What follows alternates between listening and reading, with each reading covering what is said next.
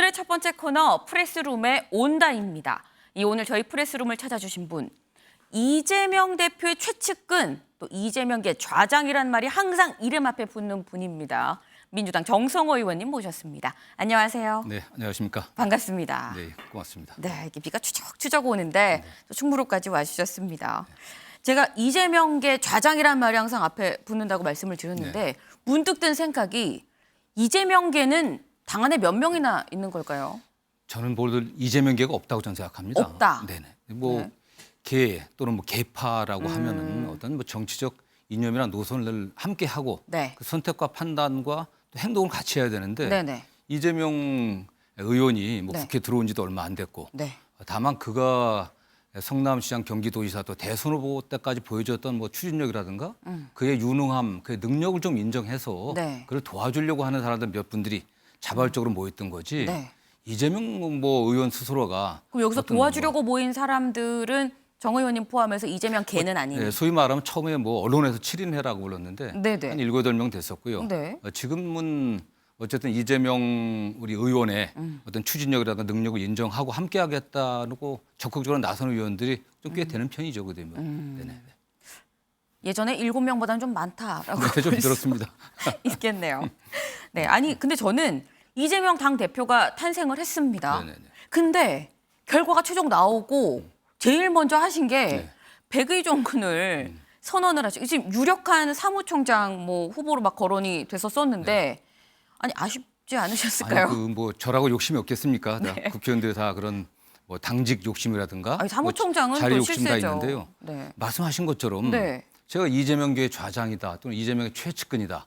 이재명 의원과 한 30년 넘게 같이 활동을 해왔는데 네. 제가 그 핵심 당직인 더구나 총선을 앞둔 공천에서 핵심적인 역할을 하는 사무총장을 제가 맡는다고 하면은 뭐 언론이나 일반 국민들이 볼 때도 결국 이재명계가 다 독식한다. 아. 또는 뭐 정성호를 앞세워서 전위 부대를 만든 거다. 네. 뭐 이렇게 얘기하지 않겠습니까? 그래서 오히려 저는 저보다는 좀 덜 가까운 분들이 하는 게 좋지 않겠나. 그리고 또 제가 늘 뭐 대화, 타협 이런 걸 주장하고요. 네. 제가 좀 신중한 편입니다. 약간 느려요. 네. 근데 근데 사무총장은 본인이 뭐 이렇게 내가 신중한 편이라고 말씀하시긴. 근데 이 네. 사무총장이라는 건 네네. 당대표의 의중을 바로 반영해 갖고 굉장히 신속하게 판단하고 신속하게 집행하는 네. 그런 역할을 해야 되거든요. 그러니까 제가 적임이 아닙니다.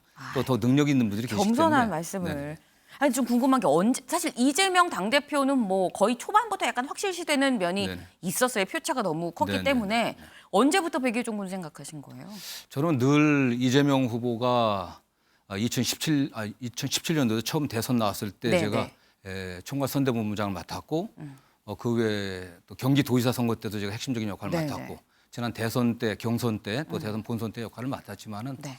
이재명 후보, 이재명 의원이 당선이 돼갖고 국민들을 위해 편안하게 봉사하고 또 좋은 인재들을 쓸 수 있게 제가 그런 여백을 만들어주고 하는 네. 게 좋겠다는 생각을 늘 하고 있었습니다. 네네. 아니 근데 난 아무것도 안 하고 백의종군 하겠다라는 뜻을 이재명 의원한테 지금 이재명 대표이긴 네네네. 합니다만 말씀드렸을 때 뭐라고 하시던가요? 뭐 이재명 의원은 제 뜻을 뭐 워낙 잘 알고 있지만은 네. 이번 같은 경우는 뭐 몇 차례 전화를 주셔갖고 저한테 그 사석에서 형이라고 부릅니다. 네. 형이 아니면 누구 하냐 이런 성호 말씀. 형. 네, 네, 그렇게 말씀하지만 그래서 제가 저보다 더 적임이 있고 네. 당내 통합이라든가 소위 말하는 탕평의 어떤 이미지를 구축하고 또 그걸 실현하기 위해서는 네. 다른 분 하는 게 좋겠다. 제가 이렇게 말씀드렸습니다. 아, 그럼 역으로 설득을 하셨네요. 네, 네.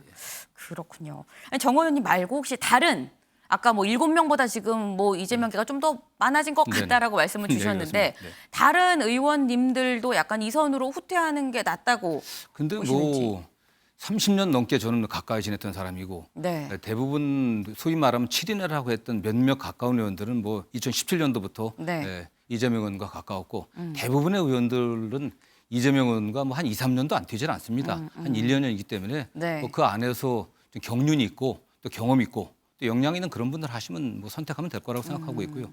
대충 뭐 이렇게 의견을 좀 모아주고 있는 것으로 알고 있습니다. 네. 아니 그러면은 그 뭐 1, 2년 안 사람들 말고 그래도 7인에는 뭐 2017년서부터 쭉 알았던 네. 사람인데 이 사람들은 그래도 일선에서 좀 물러나 줘야 이 성공한 당대표 이재명이 될 수 있다라고 보시는 걸까요? 저는 뭐 그 중에서도 네. 또 필요한 자리에는 또 역량 있는 분들 가셔야겠죠. 되게 우리 뭐 초선 재선 의원님들인데 네. 앞으로 정치적으로 또 성장해야 되고 당에서 역할을 하는 한다고 하면은 네. 또 그런 자리를 줘야 된다고 저는 생각하고 있습니다. 그 점은. 네. 네. 아니 오늘 보니까 이재명 대표가 오늘 점심을 네. 그 전당대회에서 같이 경쟁자였었던 박용진, 뭐 강훈식 의원님이랑 같이 드셨더라고요. 근데 일각에서 하는 얘기가 이 뭐 전당대회에서 이재명 당대표에 반대했었던 사람들을 오히려 기용을 해서 요직으로 기용해서 쓴소리를 듣는 건 어떠냐라는 또 제안을 하시는 분도 있던데 어떻게 보세요, 이런 얘기는? 뭐 요직이 어떤 자리인지는 잘 모르겠지만 네. 그 사무총장 자리는 어쨌든 뭐 당 대표의 의중을 정확히 알고 집행할 수 있어야 되니까 네. 좀 가까운 분이 됐으면 좋겠고요. 네. 그 외 당의 정책이라든가 또는 뭐 우리가 뭐 많은 자리가 있습니다. 당 대표가 직관적으로 관여할 수 있는 자리가 한 꽤 되기 때문에 네. 다양하게 능력 있는 분들은 또 적재적소에 배치하면 되겠죠. 네. 아니 사실 이렇게 여쭤보는 이유가 전당대회를 치르면서 어쨌거나 개파 갈등이 또 좀 더 수면 위로 올라온 면이 없잖아 있거든요. 이거를 수습을 하긴 해야 되는데 저는 사실 이 선으로 물러나실 게 아니라 개파 갈등을 좀 화합하고 이런 역할을 맡아서 좀 해주시면 어떨까 하는 생각도 들어요. 오히려 제가 뒤에서 이렇게 막구 작업을 하는 게 훨씬 낫습니다. 그리고 뭐 아무것도 안 달고. 전당대회 때 개파 갈등이라고 얘기하는데 후보자하고 네. 몇몇 또 이재명이 비판적인 의원들의 주장이었죠. 사실 이번 전당대회가 좀 개인적으로 굉장히 아쉽습니다. 아, 어떤 면이요? 전당대회 때 어차피 그 어떤 뭐 노선 투쟁이라든가 네. 이런 게 있는 건 뭐 일반적인 거거든요. 네. 되게 그러나 그 노선 투쟁이라고 하는 게 또는 뭐 가치 논쟁이라든가 네. 또는 비전의 경쟁을 해야 되는데 이번 전당대회 때는 처음부터 끝까지 반 이재명, 네. 뭐 이재명의 사법 리스크 또 당원 개정과 관련한 논쟁들 이게 다 이재명이 배후에 있다. 네, 또 네. 사당화 논란, 전부 이재명 후보에 대한 어떤 공격 또 그에 대한 방어 이렇게 된 것 같아가 굉장히 아쉽습니다, 사실은. 사실 시작부터 한 50m 정도는 100m 경주에서 50m 너무 이제 뭐 인지도도 높고 네네네. 직전 대선 후보여서 또 그런 면이 없잖아 있었던 것 같은데 지금 안 그래도 그걸 좀 여쭤보려고 합니다. 이재명 대표가 대선 5개월 만에 지금 네네. 당대표가 됐거든요. 네네. 근데 이렇게 5개월 만에 당대표 자리에 올라갈 수 있었던 것도 뭐 이른바 개딸이라고 하는 네, 어떤 네, 지지층이 네, 네, 있었고 또 반면에 똑같은 이 이재명의 민주당에서 우려되는 부분도 사실 이런 개딸 지지층이 분명히 있습니다. 의원님께서 보시기에 이재명 대표한테 개딸이란 뭘까요? 근데 저는 그 개딸이라는 표현을 굉장히 좋아하지 않고요. 좀 적절하지 않은 표현인 것 같습니다. 아. 뭐 어느 정치인이나 어떤 정당이 그 적극적인 지지층 네. 또는 그 열정을 갖고 있는 네. 열성적인 지지층이 꼭 필요합니다. 사실은. 적극 지지층으로. 그럼요. 박근혜 대통령도 그런 분이 있었고 네네. 또 지금 뭐 윤석열 대통령도 대선 과정은 그런 분들이 있었지 않겠습니까? 그래서 그러나 그 소위 개딸이라고 하는 네. 이재명 대표의 적극적 지지층들이 네. 대개 지난 대선 또는 지방선거 과정을 통해서 입당하셨거든요. 네네. 이분들이 이번 그 전당대회에서는 대기 부분이 투표권이 없었습니다. 사실 투표권이 없었기 때문에 경선 과정, 선거 과정에서는 네. 역할들을 이렇게 지지를 하고 네. 따라다니면서 응원을 했지만 심적지지만. 실제 투표권 행사한 건 아니거든요. 네. 다만 또 그분들이 또 경쟁자에 대해서 좀 과하게 공격하고 하는 것은 바람직하지 않다고 봅니다. 네. 다만 어떤 정당이나 정치인이나 성공하려고 하면은 네. 또는 뭐 이기려고 하면은 그런 열정적인 지지층들이 적극적인 지지층들이 꼭 필요합니다, 사실은. 그래서 그분들의 그런 열정을 그런데 적극적인 응원을 좀 과하지 않게 당의 어떤 발전의 계기로 만드는 게 그게 결국 지도자의 능력이라고 생각하고요. 네. 저는 그런 면에서 네. 우리 당의 적극적 지지층들을 잘 우리 당의 건강한 발전에 도움이 되게 이끌 수 있는 지도자가 사실 이재명이라고 생각합니다. 아. 다른 분 같은 경우는 그분들을 우리 당의 적극적 지지층을 설득하고 네. 그들의 힘들을 당 발전에 이끌어내는데 좀 부족하죠, 사실은. 네. 아니 근데 예전에 그 이재명 이 대표가 말씀하신 게 의원 욕하는 플랫폼을 만들겠다 그래서 좀 논란이 됐었죠. 그래서 네. 발언에 좀 신중하겠다라고 말씀을 하셨었는데 네네. 그 뒤에 의원 욕하는 플랫폼은 아닙니다만 네. 뭐 당원들이 당에 청원하고 중요한 결정에 직접적으로 이 좀 당원권을 행사할 수 있는 걸 만들어야 된다라고 하시면서 뭐 탄핵, 특검 이런 걸 좀 예시로 들으셨었거든요. 네네. 이재명 대표가. 네네. 근데 이건 사실 적극 지지층의 활동 범위를 굉장히 좀 넓힐 수 있는 아까 과하지 않게라고 말씀을 하셨는데 약간 반대되는 상황 아닌가요? 저는 그 당원들의 그 당의 당 지도부의 그들의 의견을 개진할 수 있는 플랫폼은 반드시 필요하다고 보고 있고요. 네. 다만 거기에 의견들이 나온다고 해갖고 그게 반드시 채택되는 건 아니지 않겠습니까? 네네. 그분들이 의견을 제시한다고 하더라도 또 일정 정도 수준의 어떤 청원들이 있다고 하면 그게 당의 현재 시스템 하에서 네. 또 최고위라든가 각급 어떤 회의체를 통해서 네. 의견을 갖다 수렴하고 거기서 결정하는 거지 당원들이 어떤 의견을 제시했다고 바로 그게 집행하고 결정된 건 아니거든요. 네네. 저는 그 면에서 너무 걱정할 필요가 없다. 그리고 당원들의 네. 의견을 지시하고 그게 바로바로 집행이 될 수 있는 그런 형태의 플랫폼은 아니다라는 그건 말씀. 불가능한 거죠. 저희가 예를 들면 청와대 청원한다고 해서 다 거기에 대해서 바로 뭐 결정하고 네. 답변하는 대응하는 건 아니지 않습니까? 대책 세워주는 건 아니거든요. 네네. 청원하게 되면 그것이 합리적인지 아닌지를 또 판단해갖고 네. 저희들이 결정하는 거기 때문에 당원 플랫폼도 당원들의 의사, 네. 당원들의 의견을 지도부가 직접 볼 수 있는 그런 공간을 만들어야 된다고 뭐 그런 정도 생각하시면 될 것 같습니다. 네. 이재명 대표가 이 강한 민주당을 표방을 했습니다. 네네. 근데 너무 원래 이재명 대표가 가진 이미지도 상당히 강한데 네, 강한 그렇죠. 민주당을 또 만들겠다고 하시니까 네. 너무 강해서 부러지는 거 아니야?라는 이런 우려도 있더라고요. 어떻게 네. 보세요? 저는 뭐 그건 정치적 수사라고 생각하고 있고요. 어쨌든 뭐 야당이 네. 야당의 역할을 해야 되지 않겠습니까? 지금 여당의 현재 상태를 보면 뭐 정말 그 방향을 잃고 네. 중구난방입니다.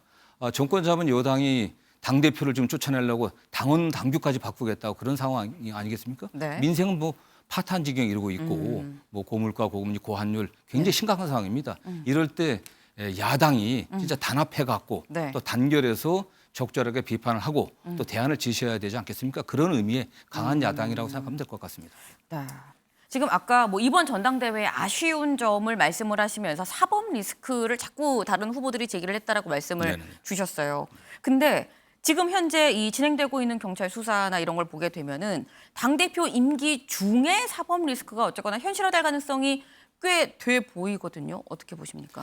저는 그 기본적으로 지금 이재명 대표에 대해서 제기되는 사법 리스크에 대해서 네. 저는 결론적으로 뭐 되게 혐의 없다 또는 무죄다라는 저는 확신을 갖고 있고 다만 최근에 경찰에서 네. 뭐 기소 의견으로 송치된 사건이 네. 이재명 후보가 지난해 국감에서 경기도지사 때 국감장에서 네. 국감장에서라는 것은 국회에서입니다. 네네. 그 발언한 답변한 걸 가지고 네. 그것을 허위사실 유포라고 백현동. 얘기했는데 저는 뭐 이게 공직선거법상 어떤 허위사실의 네. 고의가 저는 없었다고 생각하고 협박이란 표현이 사실과 다르다고 얘기했는데 그거는 어떤 평가라고 생각합니다. 사실관계라고 생각이 네네. 안 되고 네. 저는 더군다나 그게 문제가 됐다고 하면 국정감사및 조사에 관한 법률에 의해 갖고 네. 거기서 야당 그 당시는 야당이었죠. 네. 야당에서 고발을 했어야 되지. 그걸 갖고 지금 와서 허위사실 유포다라고 답변하는 건 매우 기소한다고 하는 것은 네. 매우 부적절하고 그거야말로 정치적인 수사이고 정치적인 기소다라고 생각하고 있습니다. 네.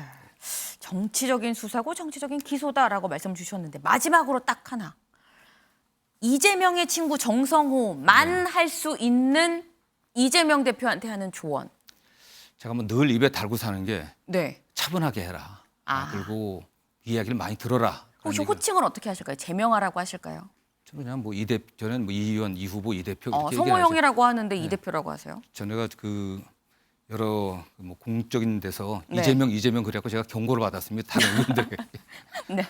예, 그래서 지금 뭐 대표 또는 의원이라고 이제 하는데 네. 본인이 좀 강한 이미지를 주고 있지 않습니까? 그래서 당의 좀 견해가 다른 의원들의 목소리를 진작 경청하고 네. 또 국민들도 현장에 가서 이야기하는 것보다 많이 들어라. 차분하고 겸손하게 듣는 게 가장 중요하다는 얘기를 많이 하고 있습니다. 아, 네. 지금 해주시는 조언을 들어보니까 백의종군하시겠다고 말씀은 하셨지만 이 물밑에서 더 큰 역할을 하시지 않을까 하는 생각이 듭니다. 오늘 바쁘신 가운데 와주셔서 감사합니다. 네, 고맙습니다.